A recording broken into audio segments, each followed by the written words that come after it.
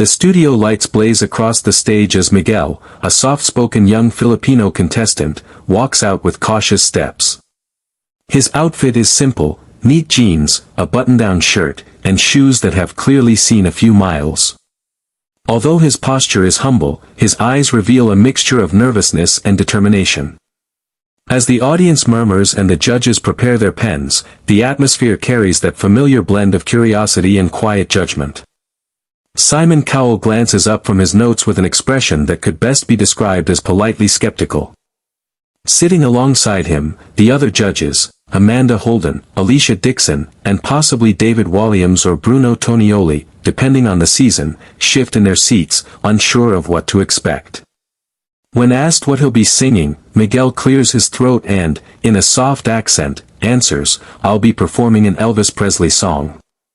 The reaction is immediate but subtle, a raised eyebrow from Simon, a sideways look exchanged between the other judges, and a slight gasp or chuckle from someone in the audience. Elvis is not just any artist, he is an icon whose voice is deeply recognizable and notoriously difficult to imitate. Many contestants have tried and failed, turning powerful nostalgia into awkward disappointment. From where he stands, Miguel knows exactly what those glances mean. He feels the weight of comparison and expectation press against his chest. Yet he gives a respectful nod, gripping the microphone with slightly trembling fingers. The stage seems massive, the judges distant, and the audience a blur of anticipation. In that moment, he is just a young man far from home, standing before strangers who are ready to judge him before he's even sung a note. What they don't know is that his voice has a story, one he's about to tell in a way they never saw coming. The backing track begins with the familiar, gentle strum of guitar, an introduction countless fans associate with the golden age of rock and roll. Miguel closes his eyes for a brief moment, inhaling deeply as if drawing courage from somewhere far beyond the stage. The audience settles into a hush, unsure whether to expect brilliance or a brave misstep. Then he sings the first line. The sound that emerges is rich and velvety, carrying a timbre that instantly echoes the unmistakable voice of Elvis Presley.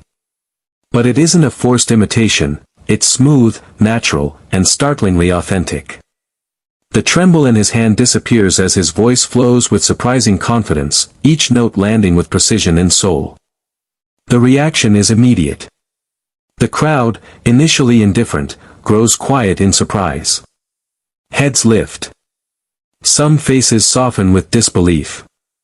People who were whispering stop mid-sentence. A few spectators lean forward, brows up, as though trying to confirm their ears aren't deceiving them. Even the technicians backstage glance up from their screens. On the judges' panel, Amanda's eyes widen, and she unconsciously presses a hand to her chest. Alicia tilts her head, smiling in growing amazement. David, or Bruno depending on the season, lets out a delighted, "wow," under his breath. But the most telling shift comes from Simon. Known for his inscrutable and often critical expression, Simon's face changes almost imperceptibly. At first it's a slight lift of his eyebrows, then a narrowing of his eyes, not in doubt, but in intrigue. He leans forward, elbows on the desk, studying Miguel like a puzzle unexpectedly missing its box cover. What began as a nervous performance transforms into something magnetic. Miguel's voice fills the hall, not just mimicking Elvis, but reviving the spirit of his era. In that moment, he's no longer the quiet contestant from offstage, he's a doorway to a sound long loved and rarely matched. As the song moves from its gentle opening into the first chorus, something shifts in Miguel. The initial tension in his shoulders fades, replaced by an ease that only comes when someone stops performing and starts living the music. His stance widens slightly, his grip on the microphone relaxes, and his voice gains a confidence that surprises even him. The rhythm picks up, and with it, Miguel begins to channel the familiar charisma of Elvis, not through imitation, but through an effortless connection to the style. His hips don't exaggerate the moves, but there's a subtle swagger in the way he sways with the beat. His facial expressions grow more animated, and a small half-smile appears as he hits each line with new assurance. The audience feels the change immediately. Where before there was cautious silence, there is now energy. People begin nodding along to the melody. A woman in the third row brings a hand to her mouth in disbelief. A young boy stands on his seat for a better view. Even the cameramen adjust their focus, sensing something viral in the making. By the time he reaches the song's midsection, Miguel is no longer trying to sound like Elvis, he simply embodies the emotion of the lyrics. His low notes resonate through the auditorium like velvet over steel, and the higher tones glide with surprising power. The judges react in their own ways. Amanda is smiling openly now, her earlier skepticism replaced by admiration. Alicia taps her fingers to the rhythm on the desk, eyes bright with excitement. David or Bruno beams, clearly entertained. And Simon, still leaning forward, adjusts his posture as if he's reassessing everything he thought about this audition. Miguel, once the shy contestant stepping onto a foreign stage, is now commanding it with quiet authority. Each note draws the room in closer, as if witnessing a transformation in real time, nerves fading into artistry, doubt melting into presence. As Miguel approaches the final stretch of the performance, the atmosphere in the auditorium has completely transformed. Where there was once hesitation, there is now anticipation. Every eye is trained on him. The judges, who began the audition with cautious silence, are visibly captivated. But all attention subtly shifts to Simon, the one whose approval carries the most weight. Miguel hits a sustained note that rings through the theater with striking clarity. The crowd erupts halfway through it, unable to hold back their excitement. But Simon remains still, his focus intense. His fingertips tap lightly on the desk, a rare tell that he's deeply engaged. It's not a reaction of politeness, it's interest, almost disbelief. As the final notes build, Miguel adds a touch of vibrato, his voice confident and soaring. The last line lands perfectly, neither overwrought nor timid. The music fades. There is a heartbeat of silence, one of those electric pauses when the world holds its breath. Then, the audience explodes into applause. People leap to their feet, clapping and cheering as though they've just witnessed a legend step out of history. The camera pans across the judges, Amanda is already on her feet, Alicia is laughing in surprise and delight, and David or Bruno is clapping with theatrical enthusiasm. Simon doesn't move at first.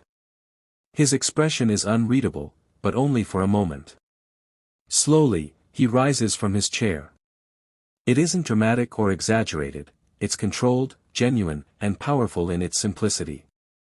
The audience sees it and the cheers grow even louder, almost shaking the room. His face holds something rare, not just approval, but respect. His eyes reflect a mixture of shock and admiration, as though he's re-evaluating everything he assumed about the quiet young man who walked in minutes ago. In that moment, Miguel hasn't just impressed Simon, he's stunned him. The crowd is still on its feet when the last notes fade. Miguel stands center stage, chest rising with heavy breaths, unsure whether to smile or cry.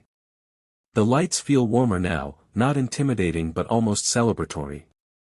For a moment he appears overwhelmed, his eyes darting across the faces cheering for him, people who, only minutes earlier, didn't expect much at all.